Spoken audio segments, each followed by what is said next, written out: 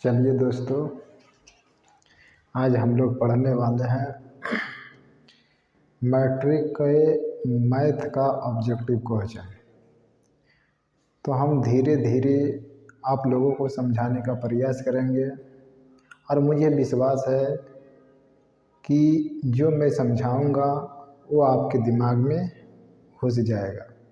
तो कृपया कर आप ध्यान दीजिए और समझने का प्रयास कीजिए। तो चलिए चलते हैं।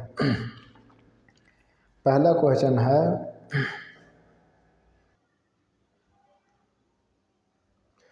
तो चलिए प्रश्न कह रहा है कि किसी घनाभ की लंबाई को L से सूचित कर रहा है, चौड़ाई को B से सूचित किया जा रहा है और ऊंचाई को किस चीज़ से H से सूचित किया जाता है। लंबाई को L, चौड़ाई को B और ऊंचाई को H से सूचित किया जा रहा है। तो कह रहा है कि घनाभ का आयतन क्या होगा। तो हम लोग पढ़े हैं कि घनाभ के आयतन का फार्मूला होता है, घनाभ के आयतन का फार्मूला हम लोग पढ़े हैं कि लंबाई गुने चौड़ाई गुने ऊंचाई। क्या होता है? लंबाई गुने चौड़ाई गुने ऊंचाई। कह रहा है कि लंबाई को L से सूचित कर रहे हैं, तो लंबाई को L हो गया, फिर गुना चौड़ाई को किस चीज़ से, चौड़ाई को B से सूचित कर रहा है और ऊंचाई को किस चीज़ से सूचित कर रहा है, H से। मतलब L गुने B गुने H। तो इसको शॉर्ट में लिख सकते हैं L B H और सब के बीच में क्या छुपा हुआ है, इंटू। मतलब घनाभ के आयतन का फार्मूला होता है लंबाई गुने चौड़ाई गुने ऊंचाई और शॉर्ट में इसको लिखते हैं L गुने B गुने H। क्या लिखते हैं?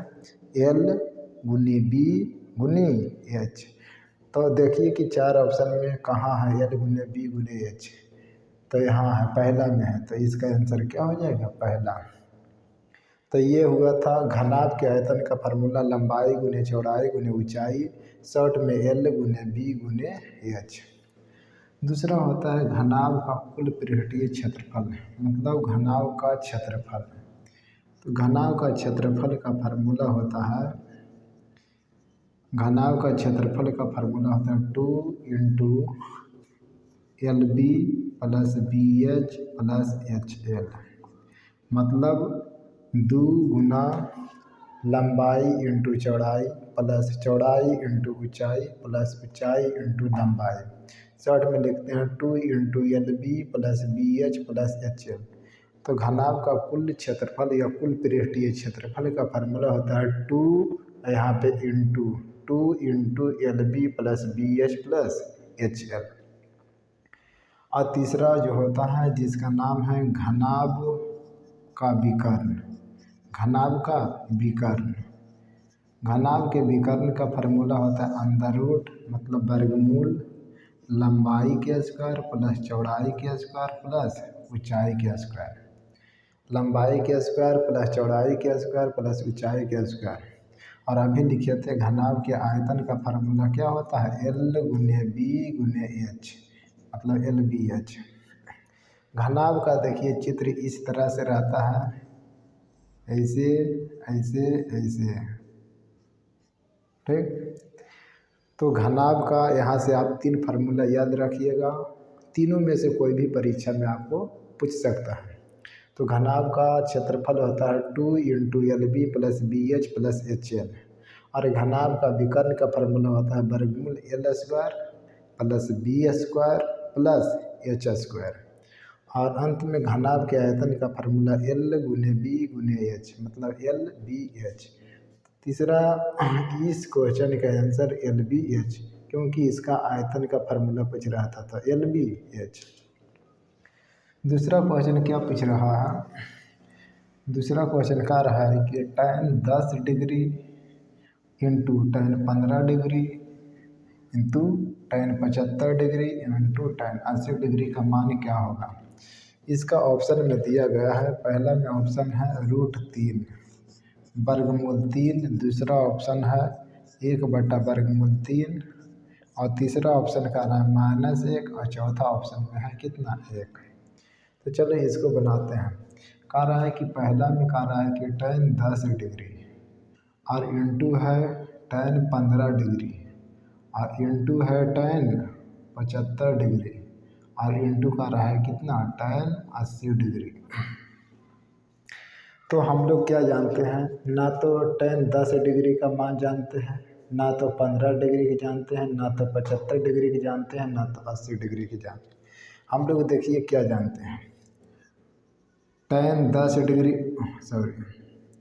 tan 0 डिग्री के जानते हैं, tan 30 डिग्री का जानते हैं, tan 45 डिग्री का जानते हैं, tan 60 डिग्री का जानते हैं और tan 90 डिग्री का जानते हैं।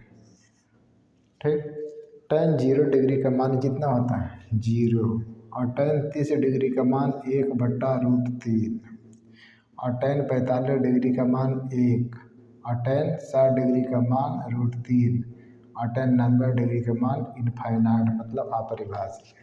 इसमें से दो वो है जो सबसे ज़्यादा पूछता है, tan 30 डिग्री 1/√3 और tan 60 डिग्री √3 मतलब √3। लेकिन tan में हम इतना ही का मान जानते हैं और इनमें से किसी का यहाँ पे नहीं दिया गया है, तो क्या कहते हैं जोड़ा लगाइएगा।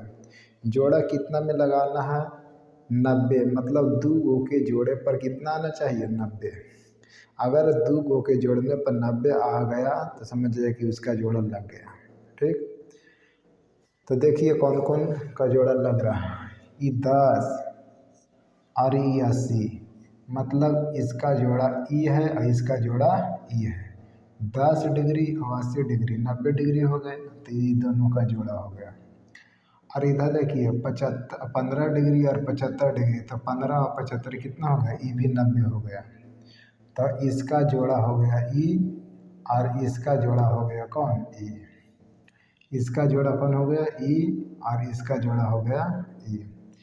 तो जिसका जिसका जोड़ा है इसको चेंज कीजिएगा तो इसका जोड़ा वाला को चेंज नहीं कीजिएगा, और इसको चेंज कीजिएगा तो इसका जोड़ा वाला को चेंज नहीं करना है। तो इसको चेंज कर, इसको नहीं चेंज करते हैं, इसको चेंज कर देंगे, इसको नहीं चेंज करेंगे, इसको चेंज करेंगे। मतलब जोड़ा वाला में से एगो के चेंज करना है, एगो के ना। जैसे जोड़ा मतलब दो गो में से एगो के चेंज कीजिएगा, एगो के ना, एगो के चेंज कीजिएगा, एगो के ना। ठीक, तो चलिए आगे चलते हैं। ये जैसे लिखा हुआ वैसे लिख देते हैं, tan 10 डिग्री और गुना ये जैसे लिखा हुआ है उसको लिख देते हैं tan 15 डिग्री। तो ये दोनों के चेंज नहीं किए तो ये दोनों के चेंज करेंगे। tan 75 कैसे हो सकता है, tan 75 को लिख सकते हैं 90 - 15 डिग्री। ठीक, अगर 90 में से 15 डिग्री घटाएंगे तो 75 डिग्री आ जाएगा कि नहीं। तो इसको खाली 75 को तोड़ करके लिखे हैं 90 - 15। 90 में से इसलिए तोड़ करके लिखते हैं क्योंकि tan 90 पर एगो थीटा होता है, tan 90 - थीटा बराबर होता है क्या cot थीटा। तो 90 पर टूटना चाहिए, इसीलिए इसको तोड़ा है किस पे 90 पर। और इसको भी लिखते हैं 80 को भी तोड़ करके लिखते हैं, क्या तोड़ते हैं tan 90 में से कितना घटाएंगे कि 80 आएगा, तो 10। तो इसको लिखें 80 को 90 - 10, 90 में से 10 घटाएंगे 80, अब 90 में से 15 घटाएंगे कितना 75। अब आगे बढ़ते हैं, ये जैसे लिखा हुआ है tan 10 डिग्री लिख दिया और ये जैसे लिखा हुआ है वैसे लिख दिया tan 15 डिग्री। अब क्या होता है tan 90 - थीटा, तो देखिए ये दोनों में मिलाते हैं, tan 90 माइनस और थीटा की जगह पे कितना है, थीटा की जगह पे है 15 डिग्री। तो इसका फार्मूला होता है cot थीटा। तो cot लिखना और थीटा के जगह यही वाला थीटा यहाँ पे होता है, मतलब कि tan 90 - थीटा इसका फार्मूला होता है cot थीटा। तो cot और थीटा के जगह पे कितना 15 डिग्री। तो इसका आंसर हो गया tan 90 - थीटा, tan 90 - थीटा बराबर cot थीटा। तो cot और थीटा की जगह पे कितना 15 डिग्री। इधर भी tan 90 - थीटा इसका फार्मूला होता है cot थीटा, थीटा की जगह पे कितना 10 डिग्री। ठीक, और आगे चलते हैं tan 10 डिग्री गुने tan ऊपर वाला 15 डिग्री और गुने cot थीटा के फार्मूला होता है cot थीटा किसका उल्टा होता है 1/tan थीटा। cot के उल्टा tan और tan के उल्टा cot, तो cot थीटा के फार्मूला होता है 1/tan थीटा। तो इसको तोड़ते हैं 1/tan थीटा। tan थीटा में इसलिए तोड़ रहे हैं कि नीचे tan ऊपर tan कटेगा इसीलिए। तो cot थीटा को लिखते हैं 1/tan थीटा। थीटा की जगह पे कितना 15 डिग्री। और इसको भी लिखते हैं cot थीटा के 1/tan थीटा। थीटा की जगह पे कितना 10 डिग्री। तो 10 डिग्री नीचे और 10 डिग्री ऊपर कट गया। 15 डिग्री नीचे और 15 डिग्री ऊपर, मतलब tan 15 नीचे ऊपर, ठाकुर ठकरान कट गया, ठाकुर ठकरान कट गया। तो कट करके खाली 1 गुने 1 मतलब कितना आ रहा है 1। तो इसका जो मान होगा 1 होगा। यह किस में है डी नंबर में। फिर से समझिएगा, यह क्वेश्चन दे दिया है tan 10 डिग्री गुने tan 15 डिग्री गुने tan 75 डिग्री गुने tan 80 डिग्री, इसका मान पूछ रहा है।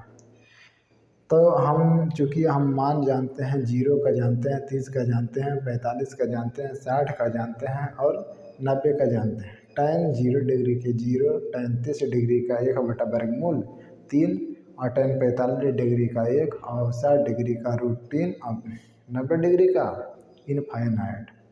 लेकिन इनमें से ये जो मान जानते हैं यहाँ पे कहीं भी नहीं है, ना तो 0 है, ना तो 30 है, ना तो 45 है, ना तो 90 है।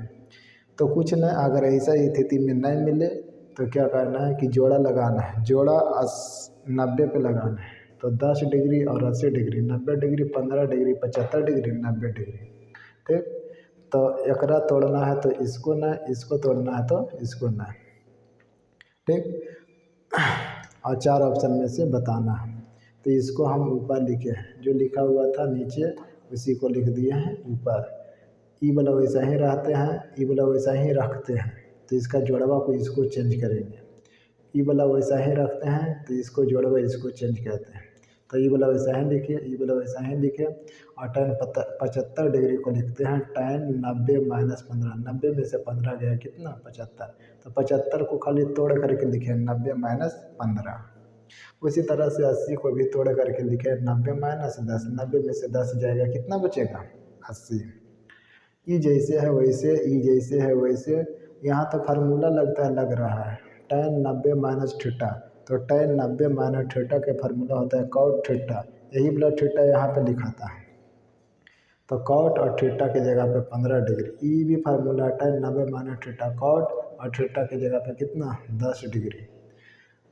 अब देखिए ई वैसा ही cot थीटा के फार्मूला हम लोग जानते हैं tan वाला 1/tan थीटा। तो cot थीटा का formula 1/tan theta. cot theta का फार्मूला 1/tan थीटा। नीचे tan ऊपर tan, नीचे tan 10 degree, tan 10 degree cut गया। tan 15 degree, tan 15 degree cut के 1 गुने 1, 1 गुने 1 के गुना कीजिएगा तो 1। तो ये था दूसरा ऑब्जेक्टिव। ठीक, लिख लीजिएगा वीडियो रोक करके, हम आगे चलते हैं। आप वीडियो रोक करके इसको ध्यान से समझ करके बनाइएगा। ठीक,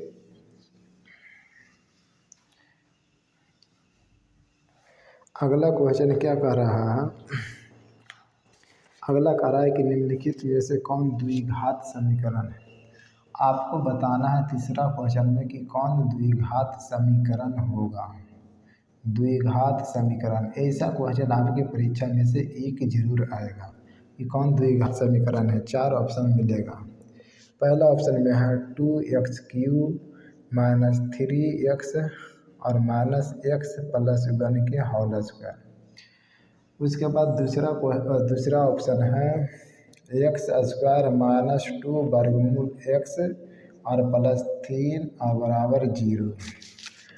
तीसरा ऑप्शन है 3x² + 2 और बराबर 3 - x के होल स्क्वायर और +4।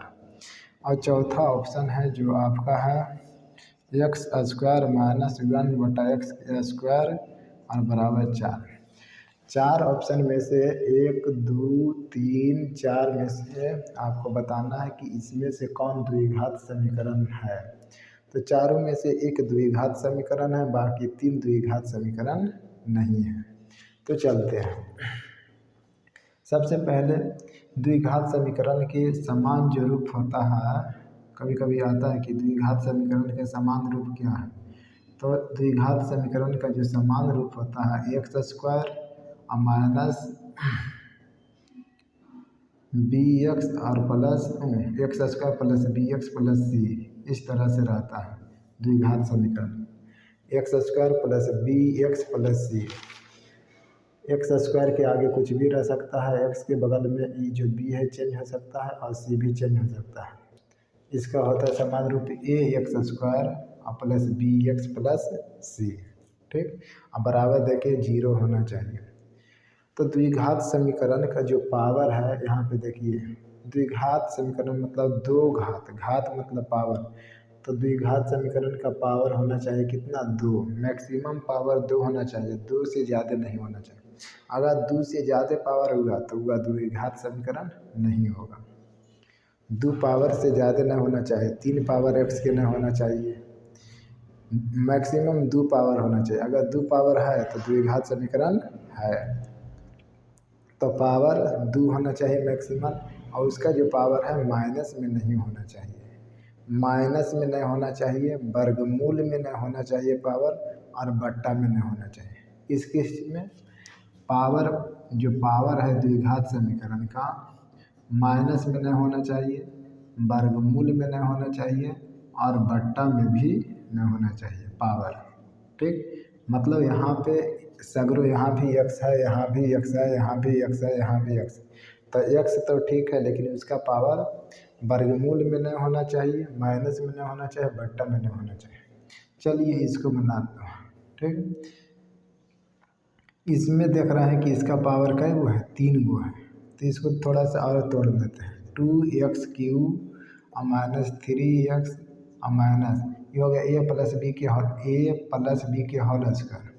तो a square plus B square plus 2ab, a की जगह पर x और b की जगह पे 1।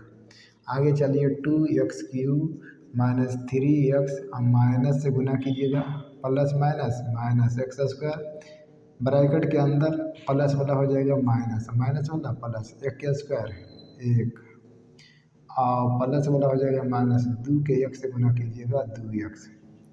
ठीक, तो यहाँ देखिए मैक्सिमम पावर 3 गो है, तो ये तो होना नहीं चाहिए द्विघात समीकरण। मैक्सिमम पावर कै गो है, 3 गो। एक्स के 2 पावर है, लेकिन इससे बड़ा पावर कौन है, 3, इसलिए ही नहीं होगा। दूसरा ऑप्शन देखते हैं। यहाँ पे तो इसका पावर मैक्सिमम पावर 2 है, लेकिन यहाँ एक्स के पावर बट्टा में है, बट्टा मतलब वर्गमूल में ना होना चाहिए, यहाँ पे वर्गमूल में है, तो ये भी नहीं होगा। एक्स के पावर 2 तो था, एक्स के पावर 2 था, लेकिन आगे वाला एक्स के पावर बट्टा में नहीं होना चाहिए, वर्गमूल में नहीं होना चाहिए। तो यहाँ पे एक्स का पावर वर्गमूल में है, इसलिए ये भी द्विघात समीकरण नहीं है। तीसरा में इसमें देखते हैं, इसको बनाते हैं। ये जैसे लिखा हुआ है 3x² और प्लस 2, आई होगा a माइनस बी के होल स्क्वायर, तो होता है a स्क्वायर मतलब 3 के स्क्वायर प्लस बी स्क्वायर मतलब x के स्क्वायर, और माइनस 2a के जगह पे 3 और b के जगह पे x, और ब्रैकेट हो गया बंद और प्लस 4, a माइनस बी के होल स्क्वायर यहाँ पे लिख देते हैं। a माइनस बी के होल स्क्वायर के फार्मूला होता है a square plus B square minus 2ab, a square plus B square minus 2ab। तो a square plus B square minus 2ab, तो 2ab, 2 a की जगह पे 3, b की जगह पे x प्लस 4। आगे चलते हैं 3x² प्लस 2, 3 के स्क्वायर 9, x के स्क्वायर x स्क्वायर और 3 दूनी 6x और प्लस कितना हो गया 4। ठीक, सबको इधर लेके आते हैं। 3x² और प्लस 2 प्लस में 9 इधर आएगा तो माइनस में 9, प्लस में एक्स स्क्वायर इधर आएगा तो माइनस में एक्स स्क्वायर, माइनस में 6x इधर आएगा बराबर के इधर तो प्लस में 6x, प्लस में 4 बराबर के इधर आएगा तो माइनस में 4। अब देखिए 3x² में से 1x² घटाइएगा, ठीक, तो कितना आएगा, तो 3x² में से 1x² घटाइएगा, यहाँ देखिए 3x² में से 1x² घटाइएगा तब 2x², ठीक। उसके बाद देखिए 6x और कहीं नहीं है तो हो गया 6x, ठीक। और इधर देखिए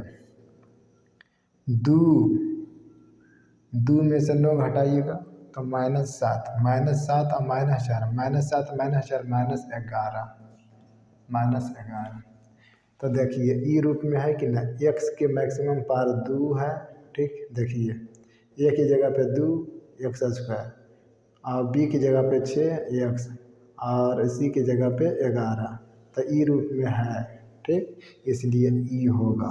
अब ई होगा तो अगला नहीं होगा, अगला काहे नहीं होगा भाई, तो देखिए इसको हल कीजिएगा तो इसके नीचे एक और x² के एलसीएम लीजिएगा तो x², इसको x² बार x² को x² से गुना कीजिएगा तो 2 और 2 4 पावर, और इससे ये कट जाएगा, 1 के 1 से गुना कीजिए 1 बराबर 4, तो यहाँ पर x के मैक्सिमम पावर कितना आ रहा है 4, जो कि ई नहीं होगा, तो कौन सा होगा ये नंबर। तो ऐसा रहेगा कुछ न, अगर हम स्टूडेंट रहते तो हम क्या कहते, यहाँ पे 3 पावर था ये नहीं होगा, ठीक। यहाँ पे इसके पहले वाला में क्या था, पावर वर्गमूल में था तो वो भी नहीं होगा, इसमें क्या देखे 2 दूनी 4 हो रहा तो ये नहीं होगा, तो बचने का कौन था, बी नंबर। तो अगला बता रहे हैं, ठीक, समझिएगा।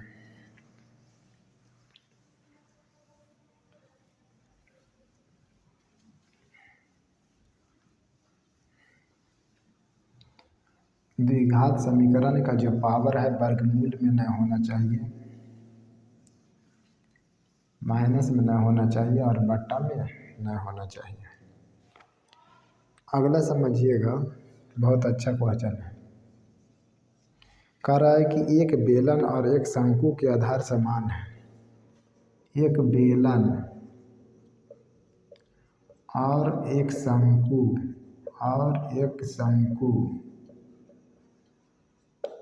एक बेलन है और एक शंकु है, शंकु के आधार समान है, एक बेलन और एक शंकु के आधार समान है, और कह रहा है उनकी ऊंचाइयाँ भी समान है, ऊंचाई भी समान है, समान मतलब बराबर, ऊंचाई भी समान है, तो उनके आयतन का अनुपात क्या होगा, तो उनके आयतन का अनुपात क्या होगा,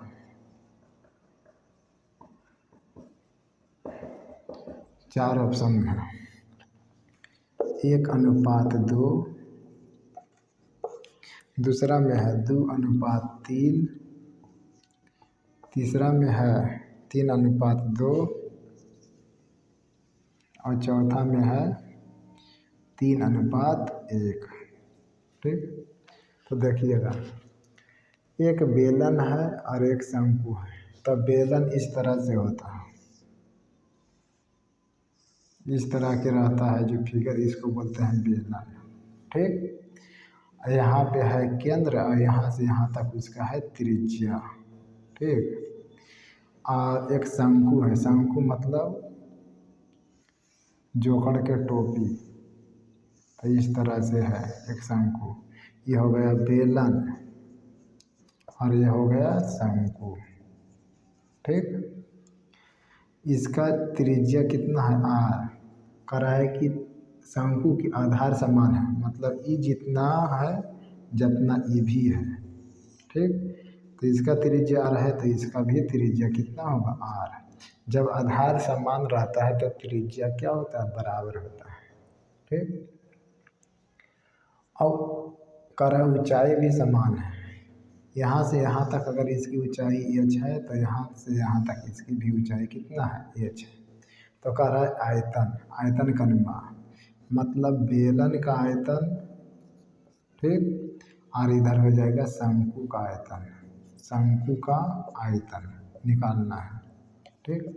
तो बेलन के आयतन का फार्मूला क्या होता है, पाई आर स्क्वायर एच। अगर याद होगा तो बेलन के आयतन का फार्मूला होता है पाई आर स्क्वायर एच, और शंकु के अनुपात है, और शंकु के आयतन का फार्मूला होता है 1/3 पाई आर स्क्वायर एच। ठीक। देखिए त्रिज्या भी, इसका त्रिज्या आर है तो इसका भी त्रिज्या आर है, तो इसका आर, इसका भी आर है, और इसका ऊंचाई एच और इसका भी ऊंचाई एच, ऊपर में बोल दिया, तो इसका भी एच तो इसका भी एच।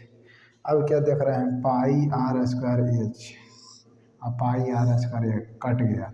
ये देखिए 3 में है, इधर आएगा तो गुना हो जाएगा, तो 3 आ जाएगा, 1 से गुना होगा, इधर कुछ बचा है, कुछ नहीं तो 1, और इधर क्या बचा है 1/3।